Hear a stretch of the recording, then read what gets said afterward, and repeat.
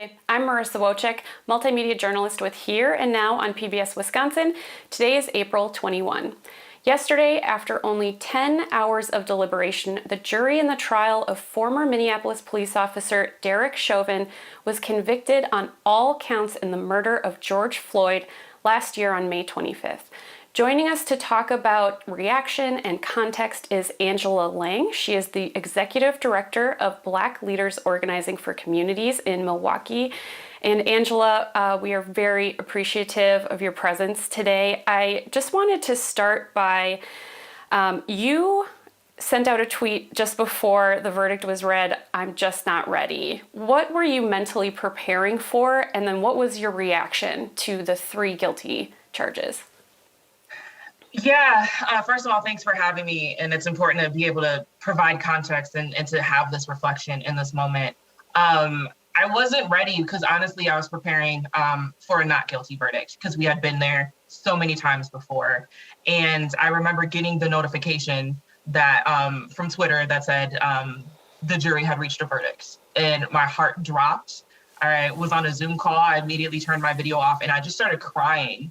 I felt a lot of anxiety in my body because I just felt like it was not going to go our way. As an organization, we were preparing for a not guilty verdict. We also were preparing for a guilty verdict, but I will admit we were spending more time on the non-guilty verdict and thinking that that was going to be the case because so many times we have not seen this level of accountability. We've only seen maybe a handful of officers that have been charged in cases like this, and we've seen hundreds, if not thousands, of these murders all the time. So the odds generally are not in our favor. But when I saw the 3 guilty verdicts, I was shocked. I was really surprised, and it felt, I literally kind of felt the tension leave my body, and I felt like we could exhale just for a moment. Obviously, that moment did not last long, as shortly after there was a 16-year-old girl, Ma'Khia Bryant in, I believe, Ohio, that was shot and killed by the police. So it felt like that exhale was very short-lived, but I think it was a very strong sign that this is just the beginning. This is not, okay, we solved this particular instance. Now let's go back to things being normal. There's more work to be done right now. I did want to ask you about Ma'Khia. It was almost simultaneously that she was shot and the verdict was being read. And so for a lot of people, is this not really a victorious moment? Yeah, you know, as a team, we were reflecting about how we feel, and you know, we felt this sense of relief, but we struggled to go as far as to say we're celebrating it because this wasn't justice. Justice would be that George Floyd would still have his life and he'd still be here, and that this is accountability. And so it's one small step. For me personally, it was that glimmer of hope that I so desperately needed in these really dark times right now. And I think it's something that just brings up a lot of complicated feelings that we finally saw accountability in one case. But here we are still thinking about Daunte Wright and Adam Toledo just in the last week or so. You know, there's so many other people that deserve accountability and justice that will never come to them. So I think it brings up a lot of complicated feelings, and all of them are valid and understandable right now. Are you at all concerned that this conviction signals a false sense of security for people that aren't paying as close of attention to these other shootings that are happening to your community? You know, I hope this is, it's something that people really start to evaluate how pervasive white supremacy is everywhere. I'm hoping that in all that folks have learned in the last year, there are some people that got a crash course in privilege and power and white supremacy in the last year or so. And I hope that through those reflections, people understand that this was very indicative of a larger practice and a larger conversation about what it means to feel safe and who provides that safety and what safety is for a community. Safety is having access to quality healthcare. Safety is having access to quality housing and to your basic necessities, and really thinking about what is the world that we want to create in order to feel safe. And so I'm hoping that this is just one example and the start of people's kind of awakening and conversations. And, now that the blinders are kind of off with some folks, hopefully people are starting to see how this manifests and how white supremacy manifests everywhere else, and just how much of an overhaul in this system we need. Also, yesterday, work wrapped up on recommendations for police policy reform in Wisconsin from the Speaker's Task Force on Racial Disparities. Among the suggestions were body cameras on every officer, a duty to report and intervene, banning chokeholds, creating a statewide use of force standard. Do recommendations like these go far enough in your mind? I think those are just the start. There are things that we can do in real time, such as banning chokeholds, banning no-knock warrants, on the federal level, passing the George Floyd Justice and Policing Act. There's very tangible policies, but there also needs to be a complete overhaul, because you can enact these policies, but if you have officers that are not trained in bias and understanding how they're reinforcing white supremacy every day, we're not going to solve anything. And so, instead of kind of throwing money at a problem by saying, well, we'll solve this by more body cameras are just capturing the killings. They're not stopping them. And so, by advocating for more police cameras, that's not actually solving the issue.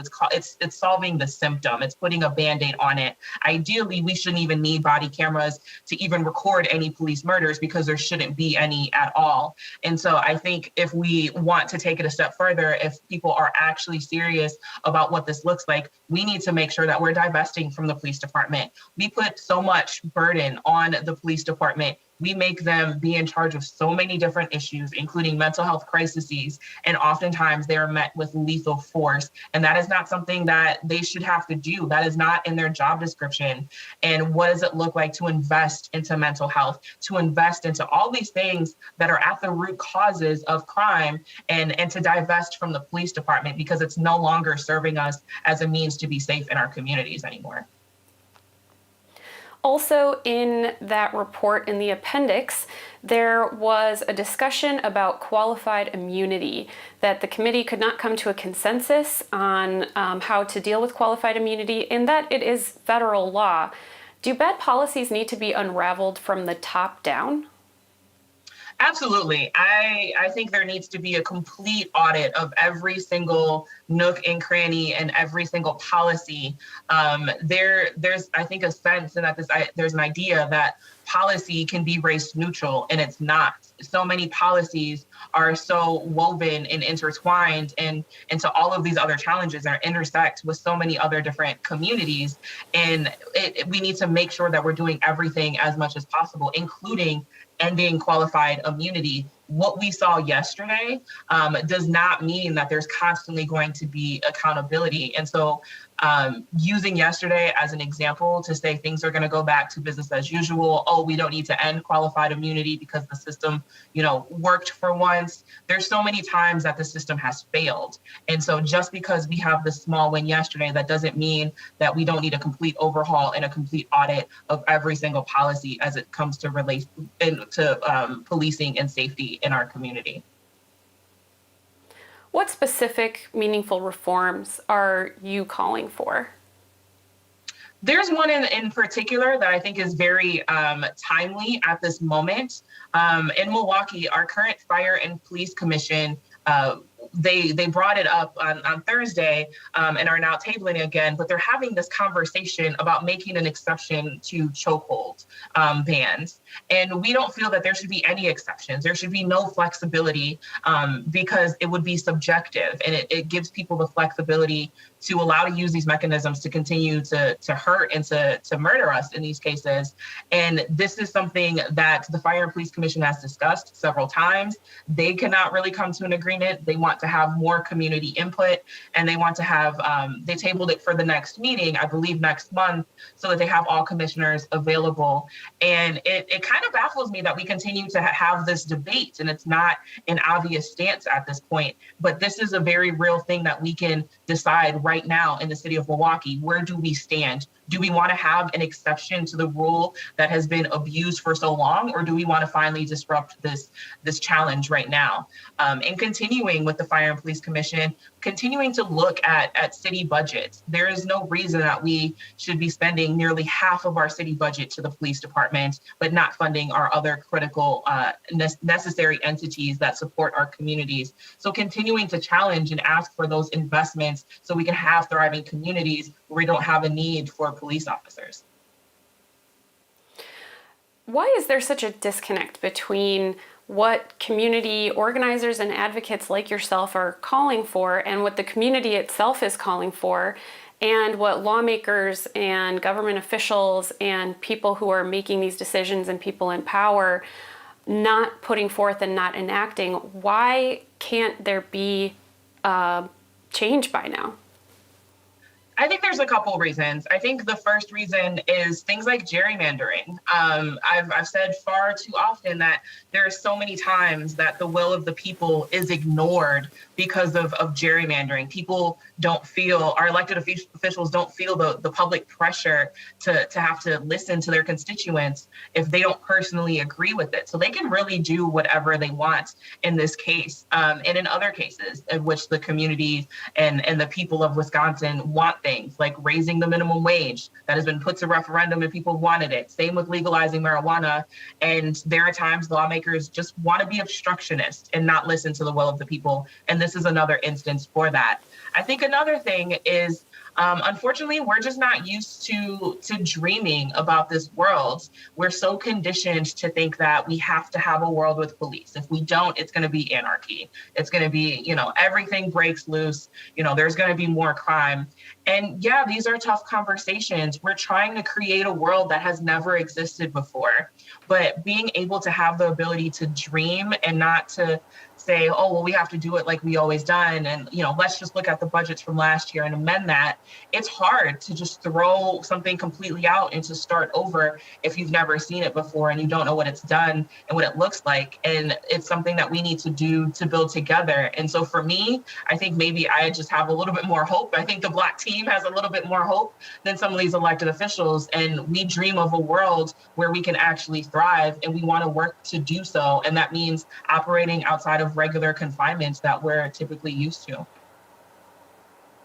Does the fight for reform in policing, criminal justice, and the system at large require a bigger acknowledgement of our history and how policies and systems were built in the first place?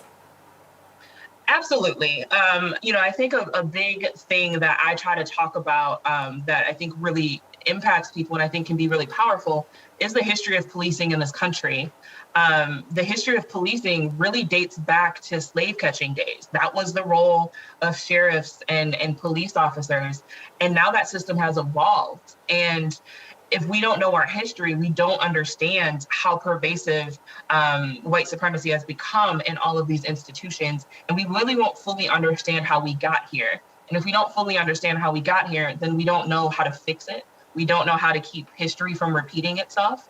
And so I think it's important for us to understand the context of this system and what it was rooted in. And instead of doing a complete overhaul, we've been kind of just adjusting the slave catcher system into what it is and what it has evolved into today. And making these kind of small edits and updating this does not really root out the fact of all the challenges that we're seeing today. And so if we know our history, we know the origins, and we really understand not just the history of policing, but the history of people of color, of Indigenous folks, of Black folks in this country, we would understand why there are so many challenges. We won't gaslight Black and brown organizers when we say that we're hurting and we're experiencing racism every day. People would understand our hurt and our pain, and I think would be less likely to write it off as being too sensitive or being snowflakes or exaggerating. Oh, it's not that big of a deal if people aren't used to that lived experience.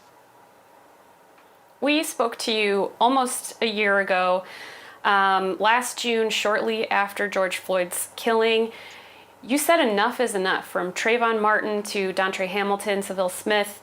Does yesterday's conviction to you bring truth and change one step closer? It brings it one step closer in a way that I think a lot of us needed this win. Um, the team, even at Block, we've been struggling. We're organizers, but we're also community members that are trying to organize while also navigating our own grief and our own trauma and our own personal tragedies. And so this was a step in the right direction. This was something I think a lot of us organizers that have been in this fight for years desperately needed. We needed a glimmer of hope. We needed a light at the end of the tunnel. For me, it's rejuvenating just a little bit to keep fighting when times it's hard to get out of bed. And hopefully it puts people on notice and understands that this is not going to be over. This is the first step. We're going to continue to fight every step of the way because enough is enough. And this was the start of it being enough, but it's certainly not the end. Many cities, like Minneapolis itself, promised reforms immediately after Floyd's death, but a lot of that momentum for genuine change faded. Do people like yourself, organizers and regular people in the community, just need to keep their foot on the gas pedal? Yeah, we 100% need to continue full steam ahead. And it's hard. And I want to acknowledge that it's hard to maintain that, right? There has been people that have been protesting for almost a year since the murders of Breonna Taylor and George Floyd. And it seems like we're getting worn down, right? It feels that they're just trying to wait us out and wear us down, but we can't let that happen. And as hard as it is, we need to acknowledge how this grief and trauma is manifesting in ourselves and how we're carrying that and how we're holding that. And it's okay to take a break, to say, you know what, this is a lot right now. I need to take a step back. We're going to be here continuing to pick up the fight, and where people need to take a breather, take that breather, because it's a marathon and not a sprint. It took a long time over the course of history to get to this moment. And it's going to take a long time to unravel all of these harmful policies that got us here. And this was the first moment, but we can't give up. And I think we need to keep our foot on the gas pedal even more now. Can I ask, how is your mental health, and what advice do you give to other Black and Brown folks, especially youth, that are processing all of this? Yeah, I think the biggest thing is to be honest with yourself. I try to be honest with the team, and we try to have honest conversations about our mental health. And I was honest that the last couple of weeks have been very dark for me. It's been a lot of tears. It's feeling sometimes at a loss. How do I carry my own grief and my own trauma and organize and carry the grief of the team and trying to be supportive there, while also feeling like, what's the point sometimes? You wake up and you see another video and you're wondering if you're making that impact that you think you're making. And it's hard to wrestle with that all the time. And so for me, when I say I personally desperately needed this verdict, I did. It was the first time in a while I cried tears of joy and not tears of sadness, and not wondering, am I making an impact? Is Block making an impact? Are we doing enough? We're always second guessing ourselves a lot. And I think the advice I would have is to find your people and to make sure that you are surrounded by your people. Don't be afraid to ask for help. And I'm a strong advocate for therapy. I think this is a really challenging time, and we're not meant to sort out all of our feelings alone by ourselves. Sometimes it's okay to ask for help in whatever form that looks like, including therapy and trying to put in place other self-care practices as well. And for folks that are removed from the situation and don't have to feel these feelings every day, thank an organizer. If whenever it's safe to do so again, hug an organizer. It's important for us to be seen and to be heard and validated in these really tough times as well. All right, we leave it there. Angela Lang from Black Leaders Organizing for Communities, thank you very, very much. Thank you. For more from Here and Now in PBS Wisconsin, you can visit pbswisconsin.org, and thank you so much for joining us on Noon Wednesday.